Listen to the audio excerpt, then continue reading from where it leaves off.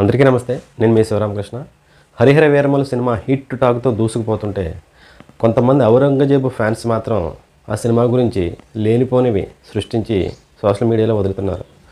అయితే అందరూ tissue paper అనే ఒక పేపర్, అలాగే మరొక ఛానల్ తన యూట్యూబ్ ఛానల్లో థంబ్నెయిల్ ఏం పెట్టిందంటే సినిమా పోయే డీసీఎం పరువు పోయే అని పెట్టింది. సినిమా పోయిందట, అందువల్ల డీసీఎం గారి పరువు పోయిందట. అసలు పరువు ప్రతిష్టల గురించి మీకు మాట్లాడే అర్హత ఉందా? పరువు పోవడం అంటే ఏంటో నేను చెప్తాను, వినండి ఒకసారి.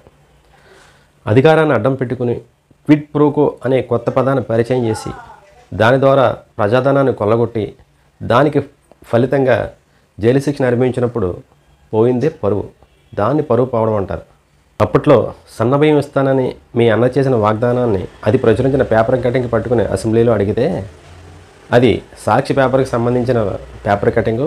ఆ పేపర్లో అన్ని అబద్ధాలే రాస్తారు, ఆ పేపర్కి నాకు సంబంధం లేదని మీ అన్న అన్నప్పుడు అప్పుడు పోయింది పరువు.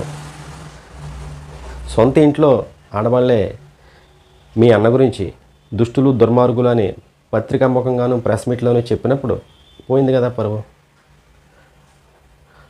సొంత ఇంట్లో ఆడవాళ్లే న్యాయమో రామచంద్ర అని కొంగు పట్టుకుని అన్ని రాష్ట్రాలు తిరిగి అడుగుతున్నప్పుడు అప్పుడు పోయింది పరువు. మన సొంత పేపర్కి బేరాలు లేక, కస్టమర్లు లేక ఆంధ్రప్రదేశ్లో ఉన్న అందరి వాలంటీర్ల చేత నెలకు 200 చొప్పున పేపర్ కొనిపించి ఆ డబ్బును అడ్డంగా మెక్కేసినప్పుడు అప్పుడే కదా పోయింది పరువు. పరువు, ప్రతిష్ట, విలువలు, విశ్వసనీయత ఇలాంటి పదాలు తరచుగా వాడుతుంటారు కదా. పదాలు బాగున్నాయని వాడతారా, లేక పదాల అర్థాలు తెలిసే మాట్లాడతారా? జనాలు నవ్వుకుంటున్నారు అస్తమానం మీరు విలువలు, విశ్వసనీయత అని మాట్లాడడం చూసి. కాబట్టి పరువు, ప్రతిష్ట, విలువలు, విశ్వసనీయత అని ఇంకెప్పుడు మీరు మాట్లాడకండి.